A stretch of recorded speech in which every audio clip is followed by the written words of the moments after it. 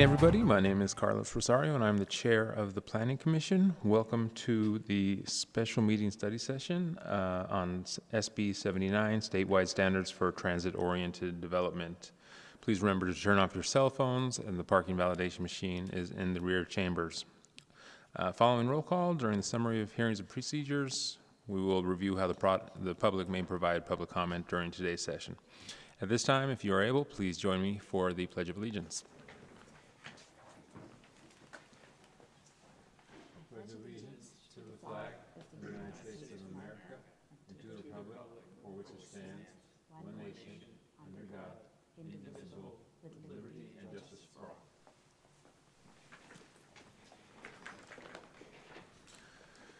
Okay, next we'll move on to roll call. My name is Carlos Rosario, and I am here.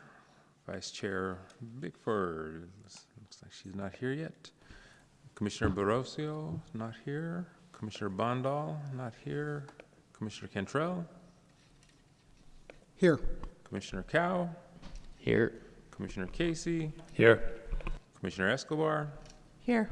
Commissioner Nguyen? Here. Commissioner Oliverio?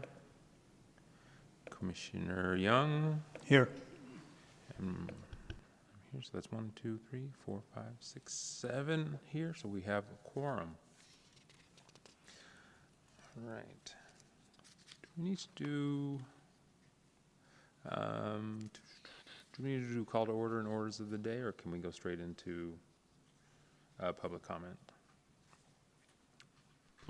I suppose.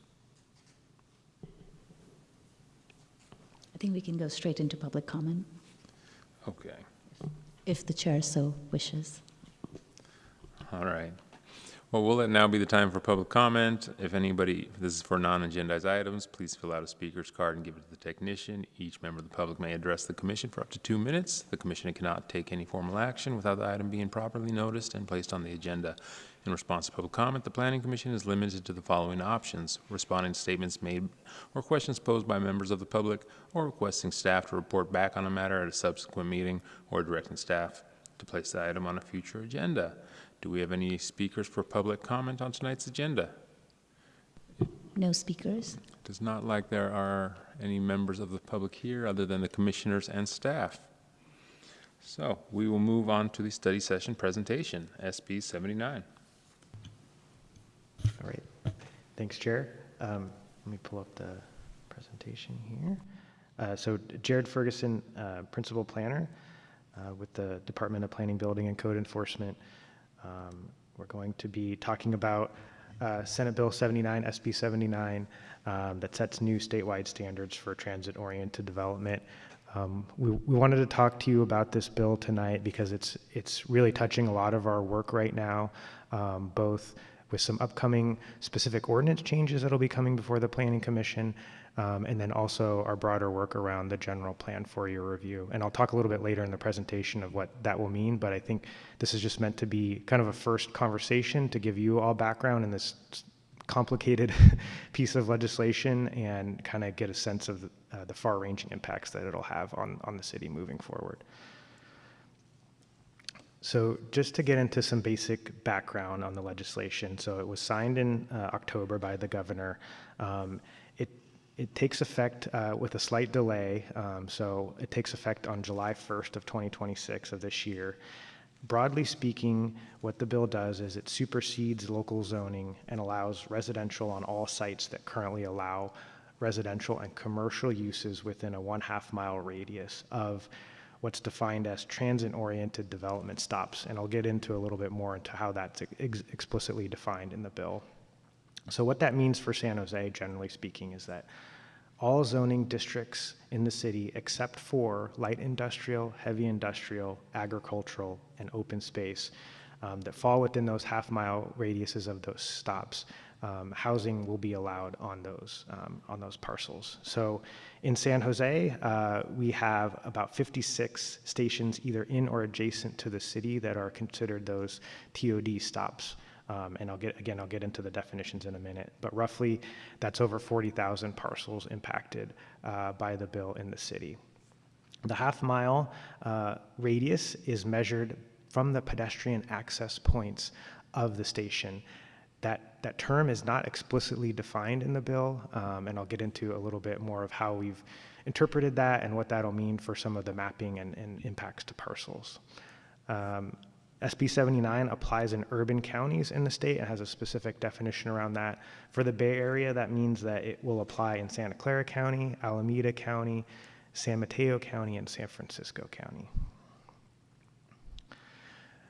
So I mentioned the transit-oriented development stops. So those are defined in the bill and separated into 2 tiers. So the first tier, Tier 1, is served by heavy rail transit or very high-frequency commuter rail. So it has a very specific number of trains per day. So as it pertains to San Jose, that would apply to our Caltrain stops that are electrified, our BART stations, and our planned BART stations. So in the city or adjacent to the city, and when we say adjacent, there could be stops. The Milpitas BART is an example, or the Santa Clara Caltrain station, where the station itself is in another city, but that half-mile radius, covers an area of the city, our city. So when we say we have 10 stations, it's including those stations as well. So there are 10 of those Tier 1 stations in the city, and I'll get into what the tiers mean in terms of development. Tier 2, this is where we have the most. So Tier 2 stations are served by light rail, high-frequency commuter rail, or bus rapid transit with dedicated lanes. And it applies, so San Jose, that applies to all of our light rail stations. And then we have 2 bus rapid transit stops along Alum Rock that it would apply to, for a total of 46 stations in or adjacent to the city that it would be considered Tier 2 under SB 79. So we've produced a draft map. It's linked. We'll be having a web page up soon with a lot more information on 79. We do have a link to this map in the report that went to the City Council. We've started the exercise of mapping just for our analysis purposes to do some of the initial work around this to understand the impacts, and also to help inform the general plan process to understand what capacity is being added through SB 79. But officially through the law, MTC, the Metropolitan Transportation Commission, is responsible as a responsible entity for producing the map for all jurisdictions. So we produced this draft. We've been in contact with them and are working closely with them. And I think the timeline is somewhat fuzzy at this point, but I think they're trying to work as quickly as they can to produce the map. I mentioned that pedestrian access point is sort of the key to defining those half-mile buffers. We've worked over the past few months at kind of plotting those points. It isn't something that we or even VTA had necessarily plotted before, and so we've went through that exercise so that we would at least have a general understanding of what those half-mile radiuses look like around these stations. So this overall map gives you a sense of kind of the areas of the city impacted by SB 79. It's pretty substantial in terms of how much is covered within those half-mile radius. So there's 2 different tiers, and then what SB 79 does is it sets a maximum density and height that the city cannot preclude a development from achieving that's on a parcel within one of those tier stations. So these are the maximum densities and heights set within those tiers, and then there's kind of within the tiers there's sort of 3 layers. If you're a parcel that's adjacent to a TOD stop that's within 200 feet of a pedestrian access point, you're afforded the highest density. And then if you're a quarter mile and a half mile away, that it kind of scales outwardly from there. So to give you kind of a sense of where these densities land within existing San Jose land use designations, transit residential is typically our most dense designation that we apply to parcels near usually heavy transit, so around Diridon Station, around our Berryessa BART station. That starts at 50 dwelling units an acre and then goes to 250 dwelling units an acre. So while these are within that range, the application of that designation is much more limited to parcels, very directly adjacent to transit stations and not as widely used as what's covered in the half-quarter mile radius. So some additional provisions around it. So other requirements. So there is a requirement for projects with 11 or more units that on-site affordable must be included in those projects. And it cannot be used on sites with 3 or more units that are subject to either rent or price controls. So in San Jose, properties that have units subject to our apartment rent ordinance, or mobile home parks that have spaces subject to our mobile home rent ordinance, which is all of our mobile home parks would not be eligible to utilize SB79. Generally, projects are eligible for state density bonus law, except we are not required to grant a height increase above the maximum heights in 79. We could choose not to provide density bonus for height, but for other provisions, they can use state density bonus law, and there's actually some, for 100% affordable projects under SB 79, they can be granted additional concessions as a part of that as well. It's in the law. One other provision included in this, so transit agencies, such as VTA, that own properties within the SB 79 half-mile radius, they can set their own development standards for sites that they own prior to July 1st of last year. So we've been in discussions with VTA. They do intend to utilize this and are looking at developing their own development standards for the properties that they own within these areas. Generally, we have park and ride lots, those sorts of things that they would be looking at developing in the future. Now, on the approval pathway for these future projects, generally they would be required to apply for a site development permit, and those would be approved at a director's hearing, so our Wednesday morning hearings. Projects also can be eligible for state streamlining, so SB 35, 423, if they qualify for those pathways, could use that, and that would be a ministerial approval. These projects are subject to CEQA, but generally they would be eligible for the new exemptions, potentially eligible for other exemptions, but would be eligible for the new exemption created through AB 130, which is for infill housing projects, or potentially SB 131, which is the near-miss CEQA pathway. So that's a summary at a very quick, I know it's a lot, of what SB 79 does. And I think the one thing I failed to mention, so it sets maximum densities that we can't prevent a development from achieving. It also sets a minimum density of 30 dwelling units an acre in San Jose, unless the city has a higher minimum density set for those properties. So that's sort of the summary of what SB 79 allows. And then there are a number of other, what we're calling here implementation options, but sort of pathways to how certain properties could be exempted. And a lot of them are an opt-in model. And there's different pathways for how a city could opt in and how they qualify. So there's kind of 3 categories. The first are more permanent exemptions, and I'll talk about those first. And then there's a delay, what we're calling delayed effectuation, which essentially delays the effects of 79 until 1 year following the next housing element. So for San Jose, that would be 2032. And then there's a more permanent modification of Senate Bill 79 through what's called in the bill TOD alternative plan or alt plan. And I'll go through each of these and talk about some of the requirements, and then also discuss some of the initial analysis that we've done around some of the station areas. So the first option under the permanent exemptions is afforded to industrial employment hubs. This is a new term sort of coined in the bill. This is something that the city advocated for inclusion in this bill to protect primarily industrial areas. So for us, North San Jose in particular. But how it's defined is contiguous areas of at least 250 acres designated as employment land in a general plan prior to January 1st of 2025. And then they also must be primarily dedicated to industrial use. And the city must opt in through adoption of an ordinance that has to be approved by the state HCD.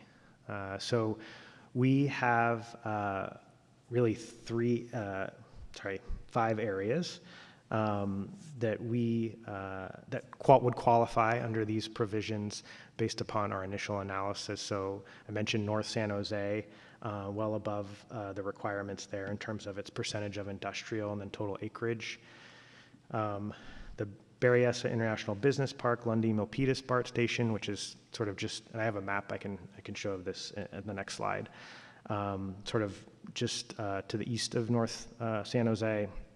And then kind of to the south, nearby the Berryessa BART Station, we have East Gish and Mayberry, which also would meet the category. And then centrally located, kind of near Tamian Station, is our Monterey Business Corridor.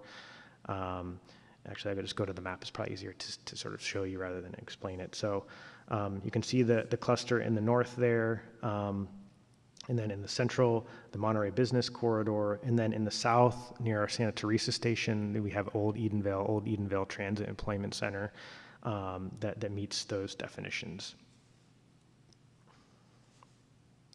And I'll talk a little bit more about this as we talk about next steps.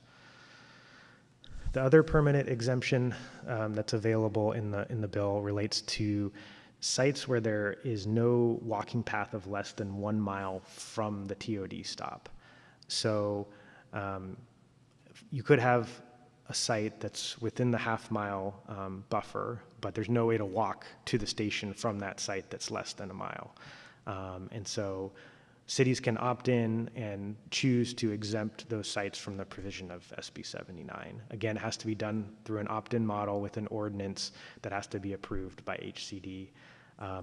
Right now, we estimate there's over 2,000 parcels that could potentially be eligible. We really need to conduct further analysis of those sites specifically. When we are able to get those final maps and understand a little bit more about the methodology of how to measure the walking path and those sorts of things. I think we also want to do some more nuanced review of those sites to understand, how inaccessible is it? Is it, there's a freeway in the way and you can't get there, or is it just an extra, 100 feet and there is, a clear sort of walking path there, and kind of do that review with some of our partner departments like the Department of Transportation. Okay, and then, so the next bucket gets quite a bit more complicated, so I'll try to explain it as best I can. So this is what we call delayed effectuation, so it's the temporary exemption, and then there are kind of multiple ways in which you qualify for that temporary exemption, and you can exempt either individual sites, TOD zones or stations, or low resource areas. And those low resource areas are those areas defined by the state through their mapping that define opportunity. And so again, this is an opt-in model where you need to opt in through an ordinance that's approved by HCD. And so in the law itself, there's some pretty detailed criteria for how a city needs to show that they qualify for this delay. And it's really based primarily around what's the existing zoned capacity within those areas. So at a TOD zone level, at least 1/3 of sites must allow 50% of the density afforded through SB79. And then cumulatively, the zone overall allows greater than 75% of the average density granted by SB79. And we've done some specific station level analysis around this exemption that I'll talk about on the next slide. And then there's some other site-specific exemptions that are allowed. A site that allows 50% of the density that SB79 allows can be removed. Sites located in very high fire severity zones or vulnerable to 1-foot level sea rise, or sites that contain locally designated historic resources that were designated prior to January 1st of 2025. And then lastly, on the low resource exemption, again, that's based on the state maps from TCAC. They have to meet either one of these requirements. So at a citywide level across TOD zones in low resource areas allow greater than 50% of the density SB79 grants, and that's at a citywide level across multiple low resource areas. Or if there's a TOD zone that's primarily in a low resource area, and it allows greater than 40% of the SB79 density, then it could be temporarily exempted. So, given that we have over 50 stations, and this just took effect in October, and we don't have the final maps, we tried to at least provide the City Council and now you all with some, what would this mean? Is it possible? Do we have kind of that level of density to sort of meet some of these requirements? And I will say too, some of these, the interpretation of a lot of these is sort of evolving in real time. It's, understanding of what primarily means, what average density means. All these things are sort of, we're looking to HCD for guidance. They're not explicitly required to provide guidance until July 1st. So, we have been talking with them and they've been, meeting with cities, but I think, they're sort of also trying to get at some understanding of it as well. So I just want to caveat that, this analysis could change as we have greater understanding of how these calculations are done. But what we wanted to do is, since we can't look at all 50, we wanted to look at kind of a representative sample of our stations in the city. So we wanted to look at a high density station, so a station with a high level of zoned capacity. So we looked at the Berryessa BART station, which has included in it an adopted urban village plan with a high degree of density, zoned into that plan. The Tamian station, so that's has the Caltrain station located with it, along with the light rail station, has a specific plan there, not quite to the level of the Berryessa BART urban village, but still, at a higher level of density than I think what's typical. And then on the low end, looking at the Snell light rail station, which has a unplanned village that's nearby the light rail station. But so this chart here, and I have maps of each of these stations I think is helpful to kind of look at to get a sense of scale. But at a high level, looking at, so if you remember, there was two layers of the analysis that had to be done. You had to be at 75% of the average density allowed under 79, and then you had to have at least 1/3 of sites allowing 50% of the density of SB79. So in the case of the Berryessa BART station, and our initial analysis shows that it would meet one of the criteria, but not the second criteria. And then the other stations are quite a ways away off. And I think, and this becomes apparent in the maps, when you look at that half-mile buffer, it extends much further beyond what we've typically planned for when we think of a station area plan. And so you're capturing in, existing lower density residential, you're capturing industrial properties and other commercial properties that are low density and not, planned for housing. So I think the first one that's a good illustration of this, so this is the Snell station, the light rail station. So you see the station there along the freeway. The green dot represents the pedestrian access point. The yellow inner circle, that's that adjacent properties, which are not too many. And then you have the quarter and the half-mile radius. The pink properties there, that's the major intersection there, Snell and Blossom Hill. That's the unplanned urban village, basically all those pink properties. And then you can kind of see how much further this goes out and covers, from the station area. So yellow is residential neighborhood, single family. You have some of the darker brown, which is mixed-use neighborhood or urban residential, and then the blue is public, quasi-public, so some school properties there as well. So again, kind of digging in on Tamian Station. In this case, there are 3 pedestrian access points to the station, so you can see the circles again. And you can see how the complexity increases when you have multiple pedestrian access points. You can kind of see how those bubbles go out further because you go from each pedestrian access point outward. So that's why you kind of get those extra areas there to the south. But again, you can see how it stretches. The brown there is really what's planned right now as the stationary and the Tamian specific plan, but then going further out, you can see it covers a wider area.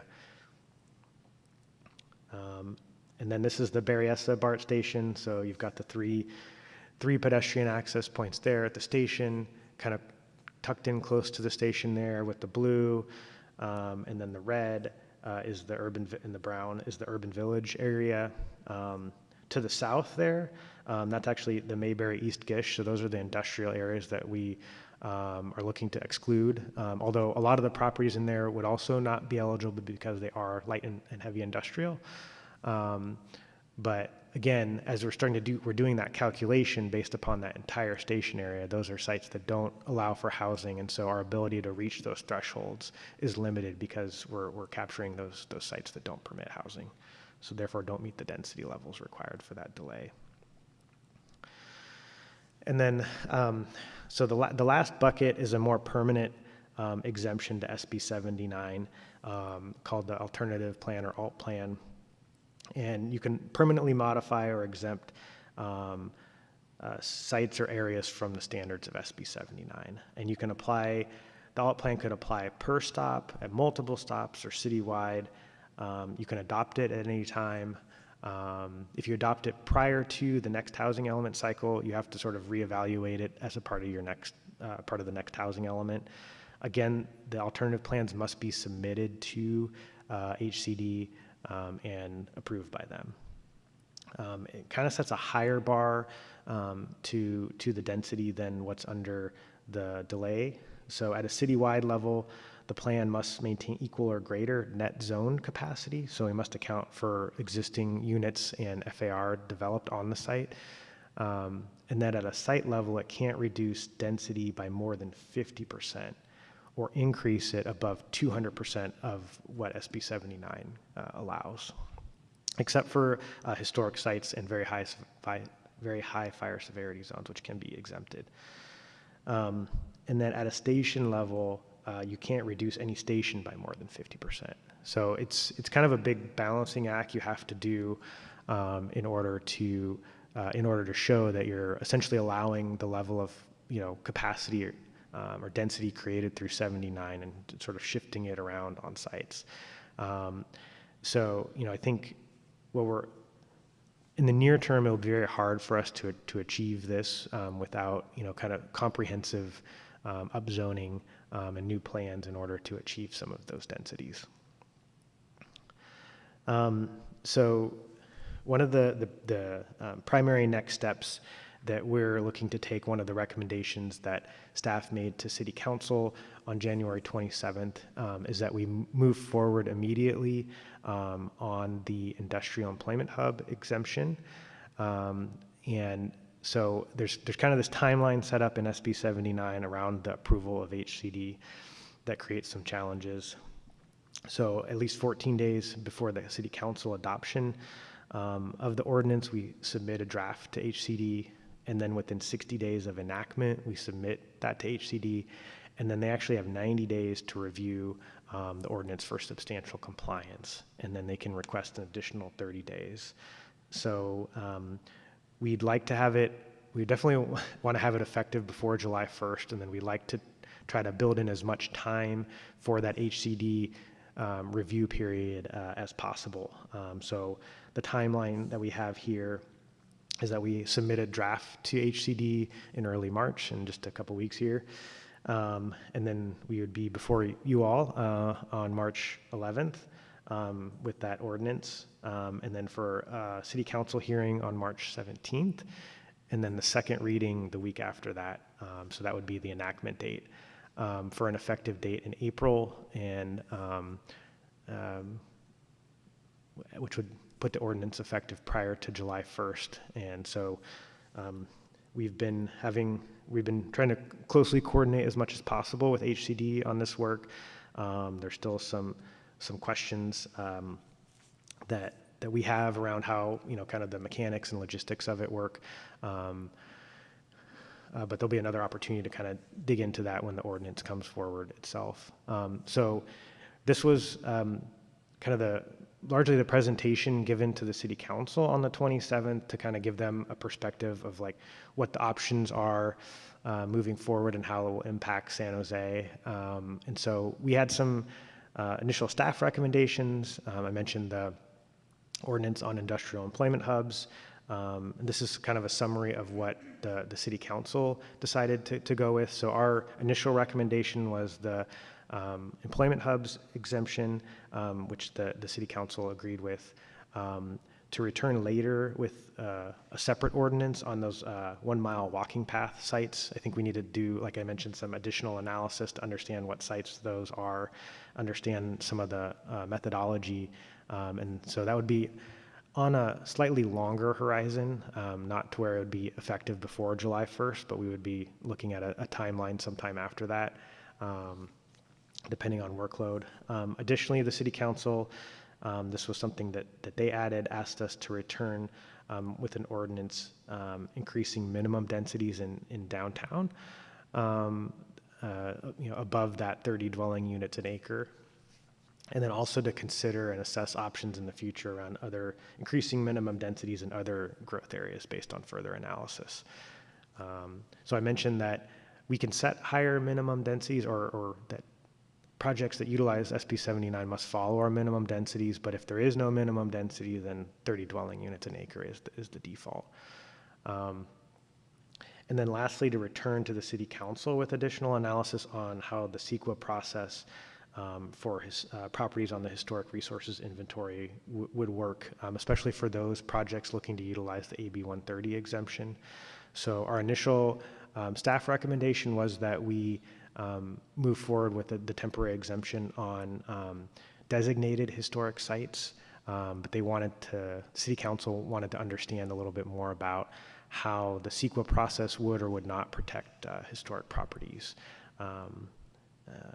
before kind of making that decision. So in March, on the 17th, we'll come back with some further analysis on that for them as well. So I think the other piece of this, so there's kind of, I mentioned this at the beginning, there's kind of the near-term direct kind of ordinance work that'll be coming before the Planning Commission. But then there's also the longer-term work discussions we're having with you all as the task force on the general plan process. And so, we got into this discussion a little bit at the last task force meeting around residential capacity, but this law coming into effect midway through, or at least kind of at the beginning of the process of our general plan, has really changed, how we look at some of these categories and how we might want to consider some of the policy changes we were looking at. So the next meetings that we have our March 4th meeting on missing middle small multifamily housing, and then our April 5th meeting on residential capacity. And so we're sort of embedding into some of that analysis how SB 79 kind of overlaps or doesn't overlap with those policy decisions, and particularly on the capacity decision. It adds a great deal of capacity in areas, maybe it's not all of the areas we want to add capacity, but it really has changed, some of the dynamics, kind of done a lot of the lifting for us in terms of adding that capacity. And so just continue to have the conversation of what that will mean and how we should proceed in other areas, I think is really important. And so I think we're going to have those conversations in the future, and just having a background understanding of SB 79 we thought would be helpful as we have those other conversations, because you can spend a lot of time discussing this and some of the nuanced details of it. It's taken up a lot of our time, I can tell you that. So that was the staff presentation. I'm happy to have a discussion and answer questions. Like I said, it's very detailed, so I know it was a lot, so hopefully it was digestible. So thank you.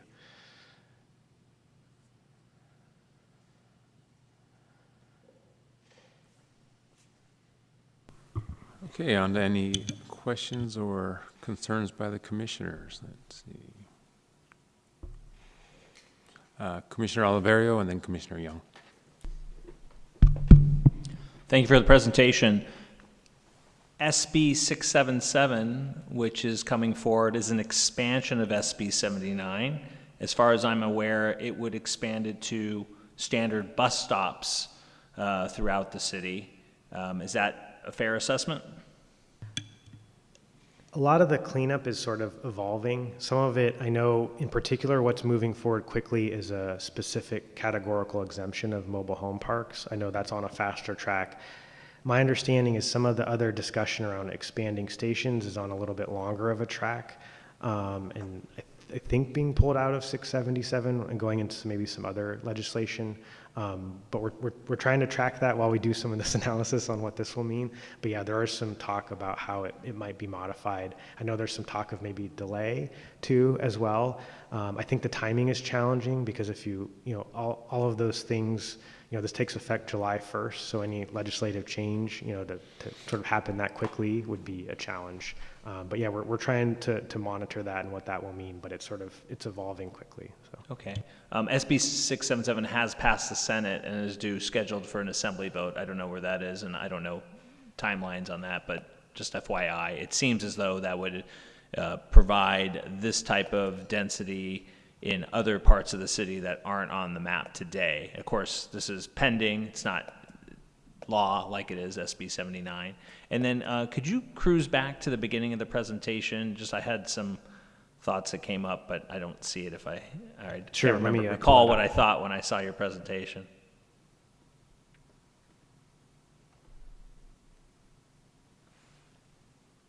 It wasn't this one, I tell you that.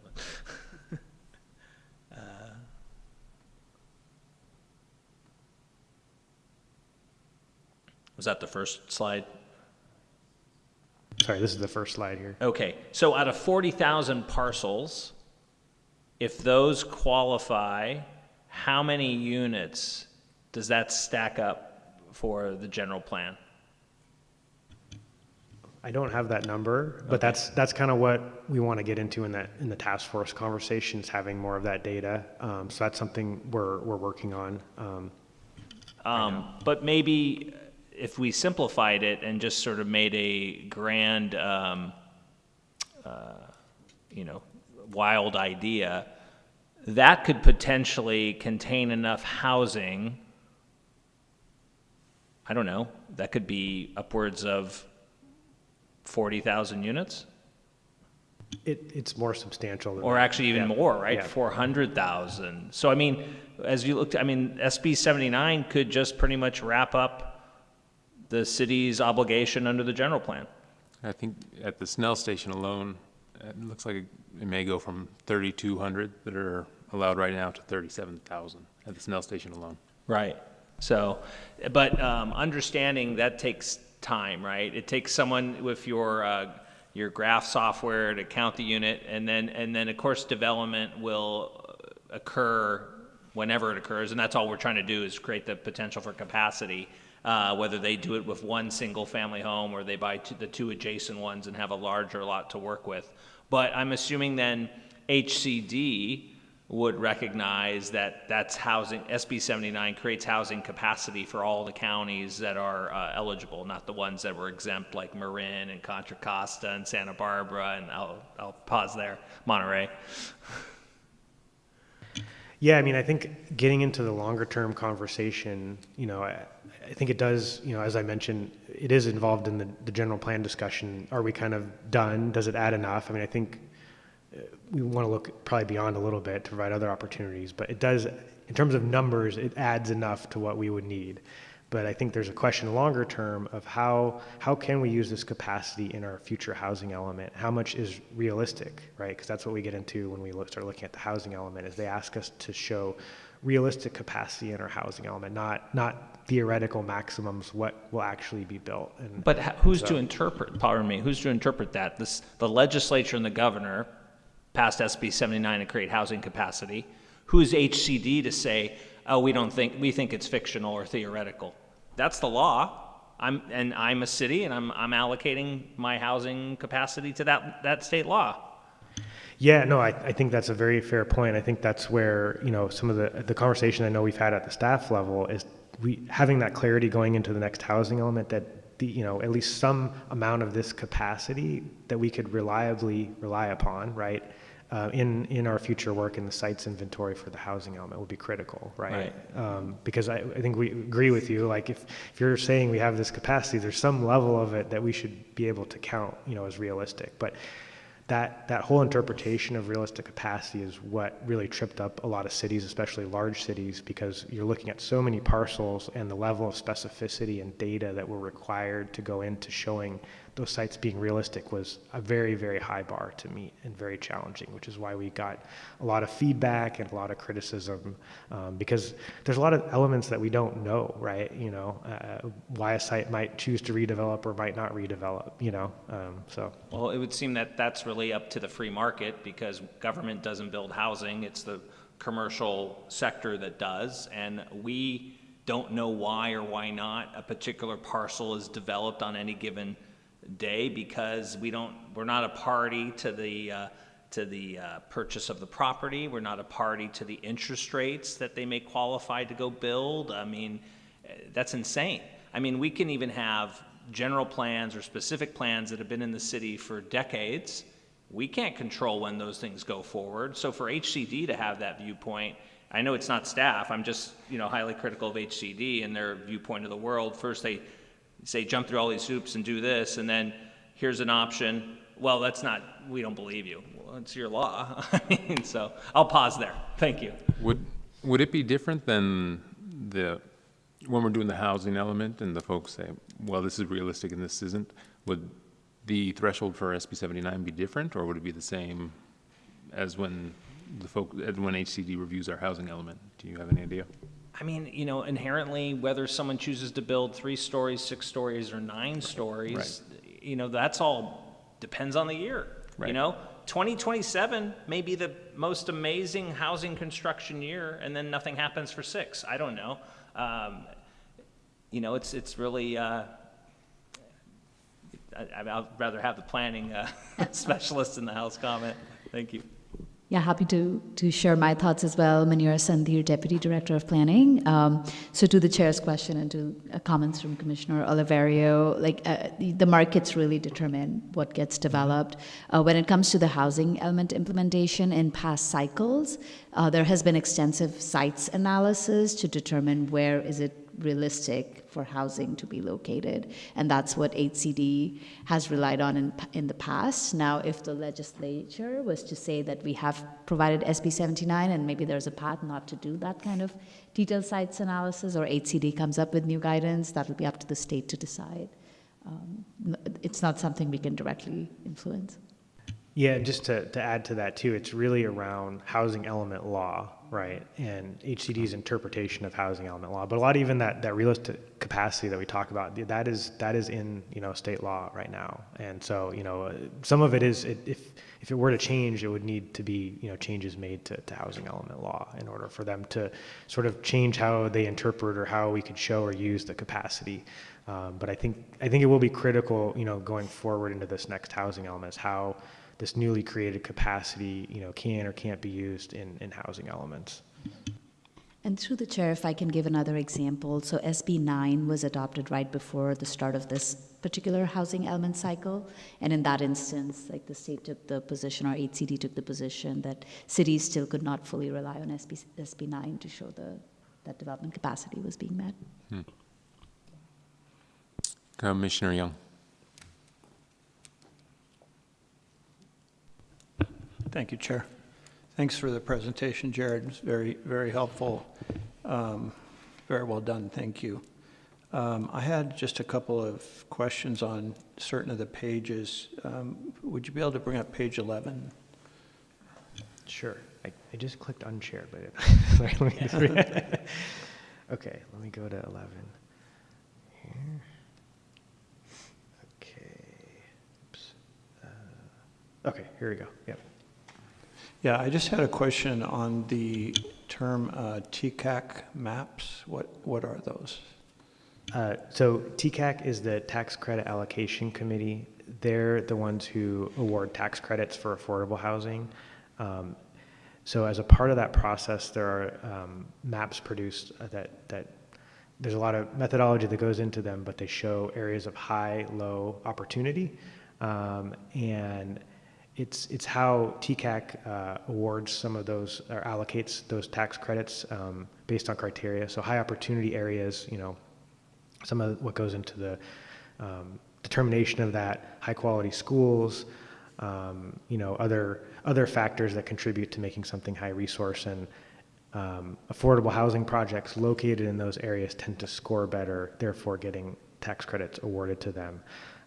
So when we talk about low resource areas, those are defined in those maps. So that's why it's just as a reference point. Okay, great, thanks. And then could you go to page 12? Through the chair, if I may add, so the TCAC maps were also included in our housing element, identifying the areas of the city which were low resource areas. Okay, great. I'm not sure I completely understand this little chart. So, Yeah, sure. Let me just say that. I'm not exactly sure what the red X and the green check mean. Yeah, so if I can, let me go back to this slide. Okay. And so if you kind of look at the third bullet point, so looking at the TOD zone level, so that's really the station area, right? The half-mile radius around one TOD stop. So if you look at the 2 bullet points below that, there's kind of a 2 levels of criteria. We have to meet both of those in order to qualify for the temporary delay.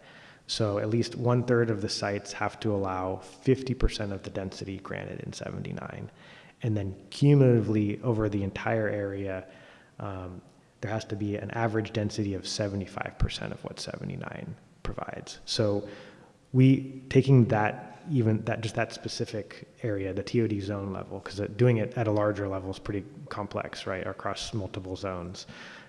We looked at these 3 areas, and then each column there is meant to show, do we meet the criteria, that 2-step criteria? So in the case of Berryessa, it does meet one of the 2, but not both of them. Not both, okay. So essentially what it's saying is these 3 areas would not qualify for delayed effectuation. Correct. And so Okay. since we looked at those 3 areas, kind of meant to be a representative sample, while we didn't do all of the calculations, it's probably unlikely that many of our stations, if any, would meet kind of that criteria, absent some pretty significant, upzoning to sort of get to those levels. Again, I said we've done this initially. The calculations are evolving in real time, and so just doing the calculations is a pretty substantial, resource, intensive activity. So Sure. even sort of continuing to recalculate is sort of burdensome. Right. But we wanted this as just to sort of show, is it even a possibility? And it's pretty unlikely that it's possible, is what we're trying to show. Okay, great. That makes a lot more sense. Let's see. Could you bring up page 16?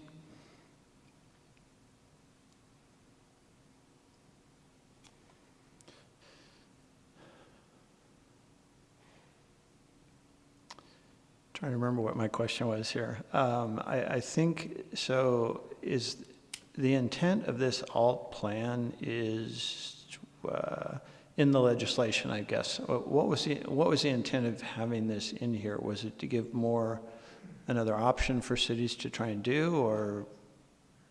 Yeah, it was really meant, I think, it's like, well, what if, 79 grants all this density. What if I, as a city or jurisdiction, can basically show you an alternative that does what you did, and provides the same level of capacity, Okay. and therefore I can sort of opt out either at a citywide or a more specific level.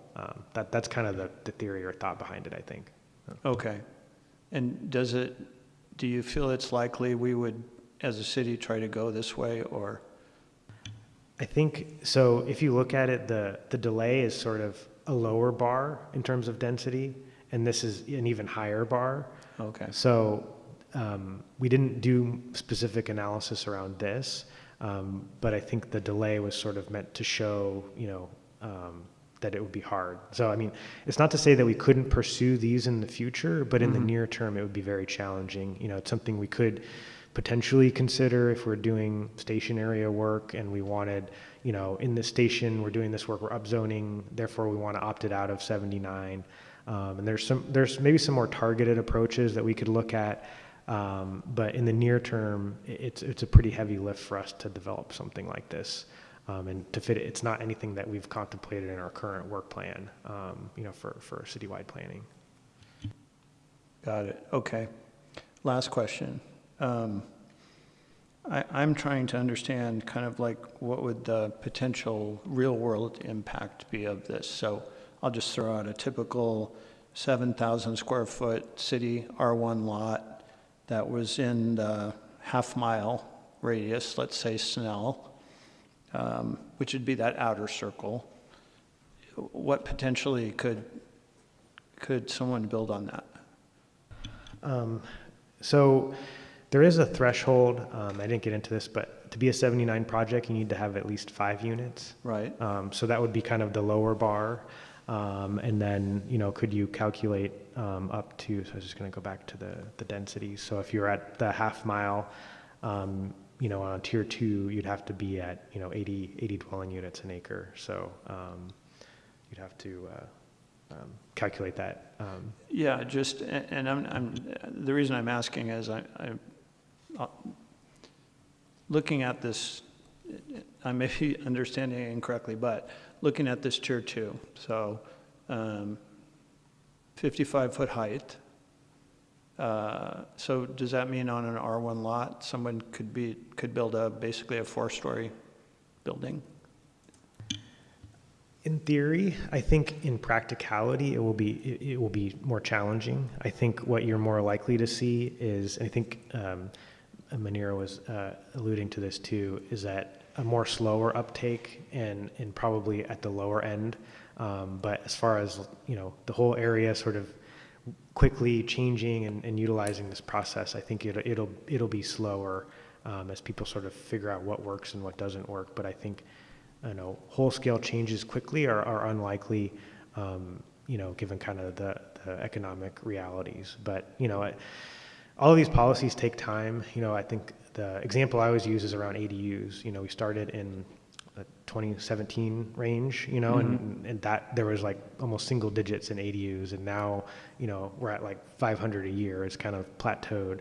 But it's to show that it takes time for changes to actually take root before we see it. But even then, I don't know that there's going to be wholesale changes quickly in those single family neighborhoods that would happen. I think it's more likely on some of those, maybe like the school sites that are larger, or the, some of those unplanned village sites, the shopping centers, there might be some interest there as well. Right. But again, as we talked about in the study session, the economics are challenging right now for development. And so it still will be relatively, the pace could be somewhat slow. Right. Okay. Great. Thank you. Through the chair, if I could add a little bit of context to that, to what Jared shared. So SB79 doesn't preclude like a project from going through a regular process like a site development permit or a CEQA as well. So there are other options available to single-family home development under state law, like SB 1123, which allows for 10 units, up to 10 units on vacant lots, or SB 9, which already allow for up to 4 units. So we'll just have to see. We might see some proposals here or there, but it's unlikely that we would get a rush of proposals in these neighborhoods. Okay. Thank you. Commissioner Casey, did you still have? Thank you, Chair. Actually, Commissioner Young basically came up with most of it, but maybe just clarification, the 40,000 lots, those are all the lots within those range, but most, well, I don't know if I say most, but many of them are already developed and things like that. So when we're talking about how quickly can we get X number of units, logically, developers would probably start with vacant lots or something like that to begin with. Was just my clarification. I don't know if we have numbers about, or will we have numbers in the presentation that come up later on about which of these are actually more likely to be or developed, as opposed to these are existing single-family homes within a half mile of the Snell station, which hopefully no one buys up one lot and then builds a 5-story building in the middle of a neighborhood. For the most part, most of these parcels are infill, so they have an existing use or something on them. It might be a vacant building or an unused building, but there's not just kind of vacant property. So it will depend on some change, and a little bit of what you're asking gets into the conversation around what the realistic capacity is and what could happen. But generally, all of it will be sort of replacement or infill for the most part in these station areas. They're built areas with existing buildings and structures on sites for the most part.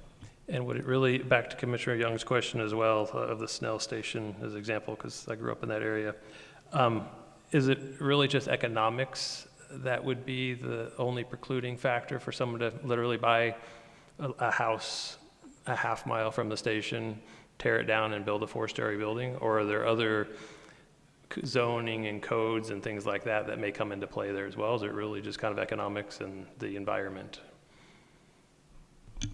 The economics is the key driver. You know, I think the lot size, you know, it would be hard to build that, so you'd have to, you know, combine multiple lots, and again, that gets into the economics and some of that, the feasibility aspect of it. I think that will be the real limiting factor. We can apply standards, so there can be setbacks and other things that can apply to projects, although we can't preclude them from achieving the maximum height or density that's allowed. So it kind of creates some ability to work around even what standards we apply, even though we can't apply standards. So. Commissioner Oliverio, then Commissioner Cantrell. SB 79 will go to administrative hearing. Assume then that is there an option on the appealability where it's planning commission or city council? If it's an EIR, then it's city council. If it's a different appeal, it's planning commission. That's right. It would be a site development permit that could be appealed to planning commission, unless there was an EIR environmental document, then that could be appealed to city council. But otherwise it would be primarily at the director's level and then come to planning commission on appeal. Okay, and then just to the prior conversation, I think, you know, there are clearly areas of San Jose that have different home ownership percentages, and I clearly think that areas that are maybe not more rental property is maybe potentially, again, this is theoretical, but potentially could convert first to something more sizable on SB 79 because someone has amassed 1, 2, 3, 4, 5 X properties in the same geographic area, et cetera, but, you know, time will tell. I mean, we've seen the speculation on converting one house to one house, so I clearly think being able to do one house to many is potentially more fruitful for those individuals. Commissioner Cantrell. Thanks. Hey, Jared. I hope you're feeling well. There's a lot of work there. I appreciate it. I'm curious. You showed North San Jose as largely industrial. Is that all of that land currently in use as industrial land, or okay? So this is proposed use or zoned for industrial, but never used for industrial. In North San Jose, we have a mix. It's a lot of North San Jose is industrial park, so it allows the flexibility, kind of mixed either in commercial or industrial, primarily industrial. In North San Jose, we do allow housing. We do have our overlays that we've put there, where we've tried to be very careful about where we put those sites so as not to impact or affect the industrial, both for the residential and for the industrial uses. So those sites would continue to allow for housing in this exemption, but the big area, those large industrial sites, you know, could be exempted through this. That's exactly what I was wondering. Thank you. I appreciate it.